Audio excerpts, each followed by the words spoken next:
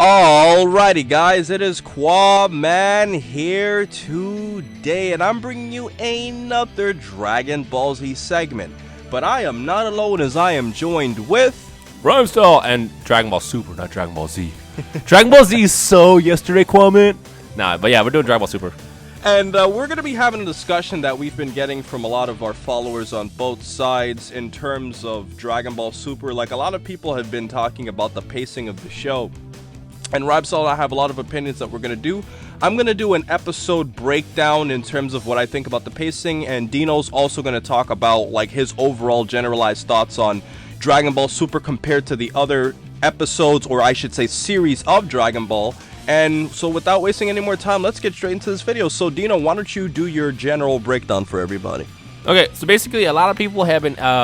not a lot of people. It's a lot of people love it, but there's still a handful of people who are just like, Dragon Ball Super sucks, nothing's happening, it is so slow, like Toriyama's ruined the series or whatever. You know, the basic banter that people like to throw out there about Dragon Ball content. And yeah, Dragon Ball Super has been pretty slow. We're up to episode 3 right now. Episode 4 is going to air next week. There's no episode today. Episode 4 airs next week, and it's going to be the Pilaf Dragon Ball mission. I guess it's going to be similar to what happened in Battle of Gods, where we're trying to get the Dragon Balls. Kind of like the comedic stuff. And, you know, it's still pretty slow. But it's not that it's slow. My theory is just the fact that Toriyama is taking his time to kind of show off Beerus as a character. Like, we are at peaceful times in Dragon Ball right now.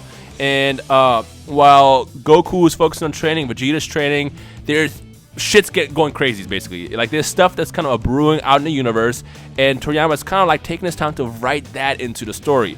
Now, in terms of how slow it's going, it's not slow at all, honestly, because episode 5 is going to be the very first fight, which is the episode after next week, obviously. And that's going to be the fight between Beerus and Goku on King Kai's planet. And then from there, we're probably going to see more craziness, since Champa is to be revealed, I believe, in next week's episode. And it's going to be probably different from what we saw in Battle of Gods, obviously, because now we have another character to bring into the mix. But the point is, it's not that the show is slow, it's just, it literally just started. And it's kind of funny to me that a lot of people are expecting Dragon Ball Super to begin with explosions, bombs going off, which actually technically it did, since Beerus blew up half a planet in the first episode, and the second episode he blew up another planet. Like, there is stuff happening. It's happening to a different degree. Now, Kwame, how long did it take before anything happened in Dragon Ball? Let's go ahead and go through the roots of it. Let's go back to Dragon Ball. How long That's a really good question, Dino, because if you really think about it, like Dragon Ball, it started off with Goku meeting Bulma, and I'm gonna go by the animation. If you go by because you know a lot more people are more familiar with the animation. Mm-hmm. If you go by the animation, until like they encountered Emperor Pilaf and Boss Rabbit, there essentially wasn't really anything major that happened. Goku essentially found Bulma, went to go train with Master Roshi, had a tournament. And if you really think about Goku's first tournament with Master Roshi, Goku himself was somewhat of the antagonist because he turned into a great ape. So if you really think about it, the early stages of Dragon Ball, there really wasn't a major villain until a long time. Yep. So when you compare that to and obviously Emperor Pilaf, even though he was a major villain, he's kind of a cream puff compared to the later on villains. So when you look at the other villains later on in the series where we go to Dragon Ball Z did start off a lot faster, and a lot of people might not understand that Dragon Ball and Dragon Ball Z are essentially the same series. The reason why they put Z was to essentially indicate like a new era, as Black and Fist points out in one of his older videos, where does the Z come from in Dragon Ball Z? Mm-hmm. So Dragon Ball Z wasn't supposed to be like this new series, you know, it was a direct continuation. That's why the pacing could be much faster. And then even in Dragon Ball Z, it was still pretty lighthearted in the first episode. I mean, we saw, you know, the whole Gohan thing, and then Raditz showed up and it kind of sped up a little faster. But still, like, Dragon Ball Super, it's not that it's going slow. It's like we're still only on episode 3, and 4 airs next week. So it's like it's happening. It's just you got to be patient and kind of, let Toriyama do his thing, because the one thing he didn't get to do in Battle of Gods is really, you know, introduce Beerus and Whis' characters. Like, that's why they were so mysterious. And now he has the opportunity to really show us off, you know, who these gods are and what they can do.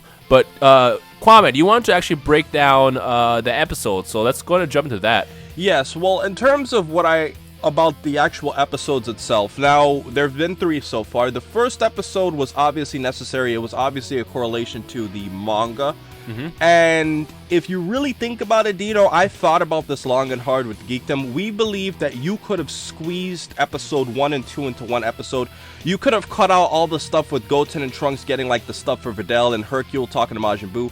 And you could have just basically put Vegeta's trip and Goku like with the radish farming in one episode, and then at the end Hercule gives Goku money out of guilt. That could have been the first episode. The second episode, in my opinion, you could have put the red guy, and you could have put all of that Beerus stuff, like with Beerus going to the planet and blowing it up for food, and then you could have had Beerus like fighting the red guy. And at the same time, you could also have, put a little bit of what we saw at the end with Beerus, talking to Whis about everything. You could have literally put everything Beerus related in the second episode. And then the third episode, you could have had the little peel-off thing to like be a little bit more lighthearted. Then we get to the fourth. So I think that they're an episode behind. So I kind of agree with that, but I would do it differently. First episode, I would focus more on Goku. Second episode, I would focus around Vegeta, kind of like what they did. But then for the third episode, honestly, I would have squeezed episode 4 and 3 together because they are already kind of starting off Bulma's birthday. And then, the whole Pilaf thing is part of that birthday. So I would have squeezed episode 3 and 4 together. Whereas 1 and 2 would have been more focused on both the main heroes of the show. So I would have done it that way. What do you think about that? I agree with you. I'm just saying that I think for like the third and the fourth episodes, I feel like they're better off being a little bit separate to have like a lighthearted mood and all that. But Dino, like what I really wanted to ask you though is when I was like talking about the whole episode stuff and how they should have made episode 2 strictly about Beerus and everything Beerus did and don't even like show him in the first episode.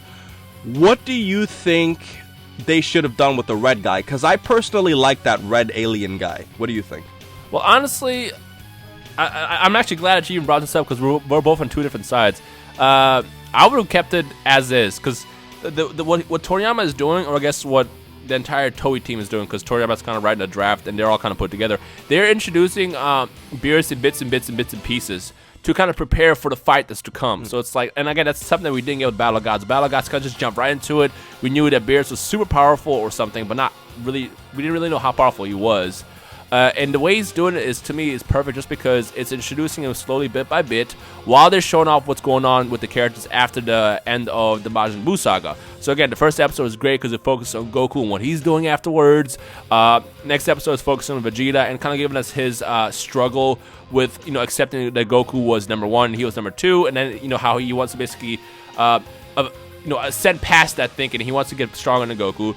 And then episode 3 just kind of like really begins what is to come with, the memory of, did that happen in episode 3? Actually, yeah, it happened in episode 3. Yeah. With the memory of the Super Saiyan God, and now we're entering really the Battle of God saga. I actually really like how he did it. Although, it's not that I'm saying that, any episode should be merged together. I'm saying that episode 1 should stay how it was, and 2 should stay how it was. And then if there's anything, if you were to remotely even think of stuff to merge together, I would merge 3 and 4 together.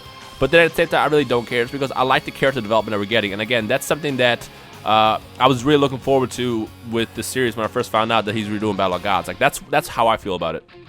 Well, I mean, Dino, to be honest with you, I agree 100% in the sense that sometimes it's fine to like wait on character development. And the reason I agree with that is because, for a lot of us, Dino, who, saw Dragon Ball or read the manga when we were younger, we kind of have a more of a familiar feeling with the characters. But I do think that Super's trying to attract a new audience, and that's something that I think a lot of people have to look into. That Super is a new series, like a brand new series. Even though it's still Dragon Ball, a lot of people are kids or probably seeing it for the first time, and I think that if they didn't see FNF or if they didn't see BOG, they're gonna want to see like a brand new series with new characters. And although it might be a little bit unattractive for the first few episodes, they're setting us up for everything, so I can kind of see how that works. Yeah, and something I was going to point out is let's look at the villains, how they were introduced, because like with Dragon Ball, by the time we got to Dragon Ball Z, if you watch Dragon Ball, you kind of knew who the characters were, but whenever they introduced new characters, that's Toriyama kind of introduced them by showing bits and pieces of them. Like when they had Vegeta and Nappa coming to Earth, they showed bits and pieces of them in the meantime. When they were showing Frieza, we saw bits and pieces of Frieza prior to the fight. Like we saw bits and pieces, even with Cell, we saw bits and pieces of these characters prior to anything really happening. And the same thing's happening now with Beerus and Whis. We're seeing bits and pieces of them, and it's going to lead into this big epic fight that's to come, starting with episode 5. So it's like, I like that style of character development. And the other thing is I love Hunter x Hunter, and Hunter x Hunter is I will admit, Hunter x Hunter is a very slow show, but the character development you get out of that makes you enjoy the show so much more. And because of that, that's why I think I'm more okay with, the speed of Dragon Ball Super so far. Well, I guess to close this out, Dino, I think we should have like a final discussion on what do you think about the future pacing of Dragon Ball Super. Just a quick prediction. I personally think that for the future episodes, I think that after episode 5 and 6, when Champa comes around, because it's assumed Champa's going to probably come by episode 10, I think that's when the show is really, really, really going to take off in terms of pacing. I agree. I completely agree with that. I think like once we're past this first batch, it's going to speed up and it's going to get back to, I guess, the Dragon Ball that we kind of grew up watching. Because I mean, Dragon Ball Z, it was very fast paced, but again, we're still in the early stages, so just kind of give it some time, and we'll get what we want to see, I guess. So I guess before we end this video, we're not hear from you guys. What do you guys think about the pacing? Is there any comments you have about that? Let us know in the comment section below, or any predictions as well. And let's see what the community thinks about this. All right. Anything else? Yeah, and I mean, that's essentially it, guys. I think that, Super's going to be a great show, and as far as, the rest of the saga plays out, I think Fakatsu no F is going to be extremely fast and very dark. I think that's going to be the darkest saga.